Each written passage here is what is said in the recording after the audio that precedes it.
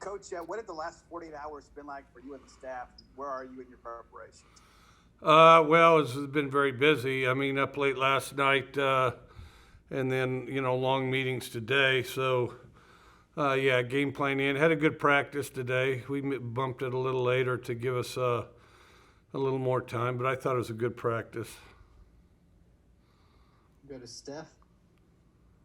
Hey, Mike, I know a few weeks ago you kind of talked about, your thoughts on Lane's offense and keeping the love going between you guys.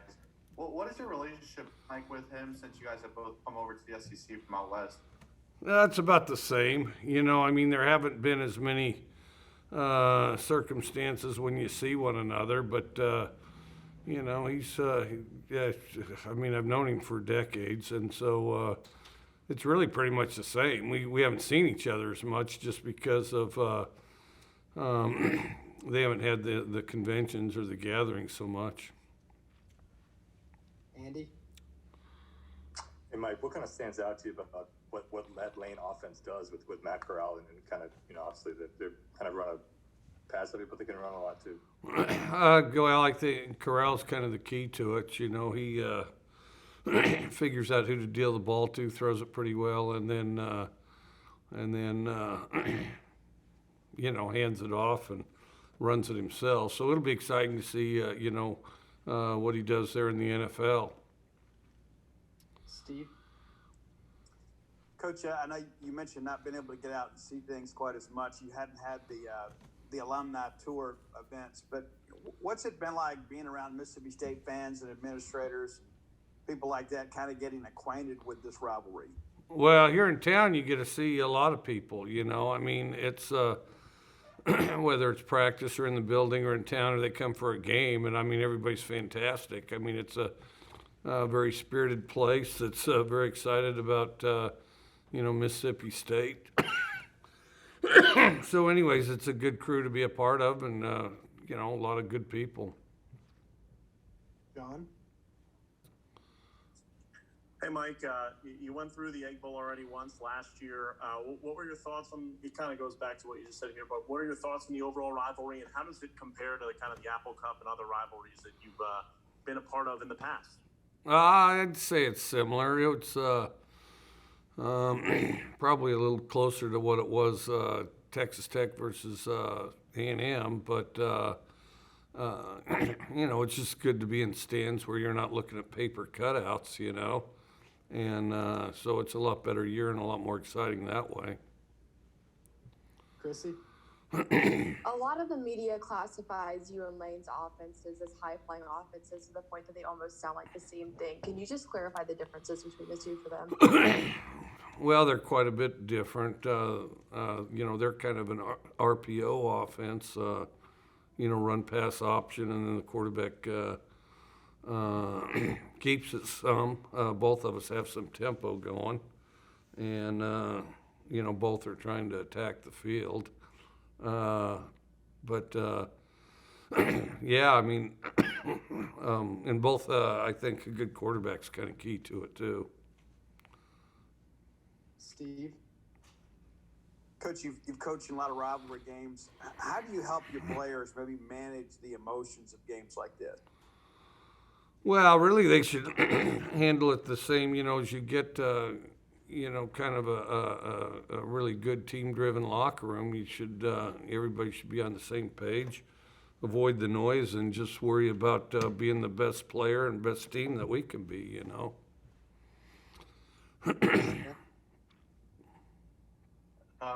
With Ole Miss, especially the guy like Sam Williams up front, they've been able to get a lot of pressure and bring some guys down in the backfield. What do you kind of see them do up front? Do they disguise things well, or do they just have some athletic guys that are able to get back there? Kind of both. They've got some athletic guys. They'll kind of change the looks on you a little bit. It's more kind of front-driven than blitz-driven, but just quality guys that they'll move around and try to keep you off balance. We'll go back to Chrissy. We talked a lot about Matt Corral. What do you think goes into stopping a quarterback like that operates that way? Well, I just think you have to have all the space and gaps accounted for, and then account for the players. The biggest thing, the simplest way to put it, is have your eyes in the right place. And just get better, but be real disciplined with where you're putting your eyes, and don't take yourself out of position because you see something that looks like something else. David? Coach, it's conventional wisdom that weather impacts passing seasons. Is that really true anymore between the air raid and the RPO? I don't mess with the RPO so much. I haven't found that it did, whether you're playing like the likes of Utah, Colorado, or somebody like that, as long as you have footing, if you have good footing. Cold weather doesn't. I mean, heck, they came up with a lot of the concepts, started at Green Bay, Montana, BYU, and of course San Francisco 49ers, which anybody that's never been to Candlestick Park on a cold day, I mean, that's just a mess, and it's in a swamp there too.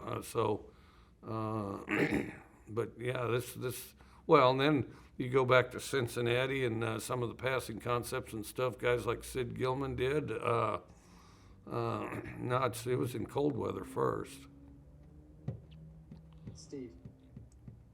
Coach, you had a little bit of a head start, I guess, not much of one, maybe 6 or 7 hours. But how much do you think having an extended game where you had the opportunity to rest many of your regulars, how much of a benefit do you feel like that's been in practice so far?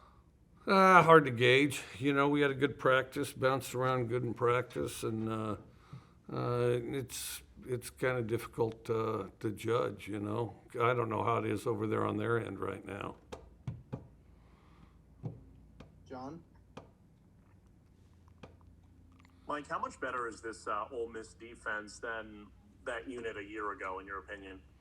I think they're quite a bit better, I think they're quite a bit better. I think they do some good things pressure-wise. They're all back. I mean, they're all senior. This is a very senior team, and so, I mean, it's another year of experience to polish up and draw on their experience. Go to Steph. Mike, in that game against Alabama, it seemed like Alabama was just attacking Scott Lashley in that right side a bit of being Charles Cross as much as they can. What have you maybe seen from Scott the past few weeks, and do you feel like his game's improved a little bit since that game? I think Scott's gotten progressively better. And then, of course, Scott, who's, I wish he could be here longer. I mean, Scott's a guy that really hasn't played a lot of football this season. I mean, that's it. And he's having a really good season, but, maybe we can find some exception and keep him around. But no, he's really playing well right now. Joel?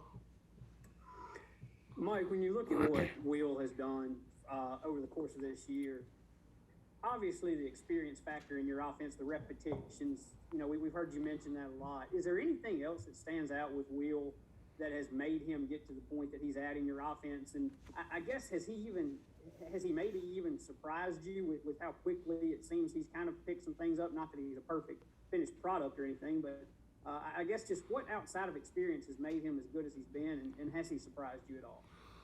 Well, his dad's a football coach and an offensive football coach, so I'm sure he picked a lot up from his dad. And then, he's a real good worker. He works like crazy, watches film and studies.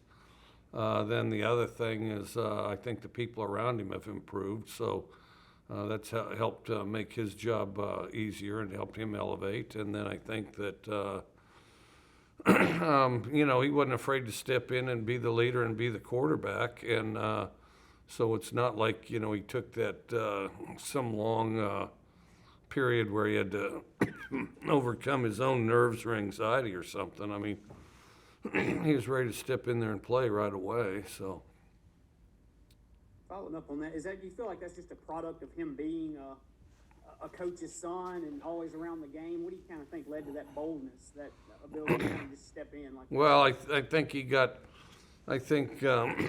to know the locker room a lot better. They saw how he worked. and respected it, and saw how much it meant to him, respected that, and then, you know, we're quick to follow him. Chrissy? Someone this week described you as the greatest quarterback evaluator in college football. What do you look for at that position whenever you're just looking at quarterbacks to bring on? Are they accurate? Do they make good decisions? And I mean the biggest, which is hard to pinpoint because it's kind of a collection, is how good they do as far as elevating the players around them. But you start with, are they accurate, and do they make good decisions? And if they can't do that, then you can't get past square one. I mean, they've got to be able to do that. And a lot of times you hear how big somebody is, how strong somebody is, how fast somebody is. Well, that's every bit of that's irrelevant unless they're accurate and they can make good decisions. And then from there you look for, you know, do they have quick feet? Are they fast? Which those are two different things. And then you know, or do they have a strong arm? And then some collection of those things and their ability to lead and elevate their team will you know, help them or allow them to unfold as a quarterback. And you see quarterbacks come from all different levels, not just Division I. And I think because, you know, it's a position that you learn, that you study, providing you can do certain things. And so I think that, you know, some people don't view quarterback as a coach position. I think it's the most, arguably the most coached position on the field, with the possible exception of offensive line. And then and you know, you got to push that along. But you know, people talk about all these great quarterbacks and every one of those qualities I've mentioned. I mean, the Hall of Fame's full of people that you know, we're missing 2 or 3 of those things. And so, you know, but I think it starts with, you know, how you elevate the players around you. We'll wrap up tonight with Steph. Mike, it seems like every week Tyrus Wheat is picking up tackles for loss or sacks. What's kind of made him such a dynamic player on the defense to kind of break through and get some tackles in the back? Well, he loves football. First of all, Tyrus loves football, and that's one of my favorite qualities about him. Loves to be out there, loves to play, loves to compete. But then, you know, he's a big guy. He's a big guy with, you know, long frame, big hands, long arms. But then, you know, he's inordinately fast and, more importantly, quick for a guy his size. And then, you know, he's just an explosive guy out there.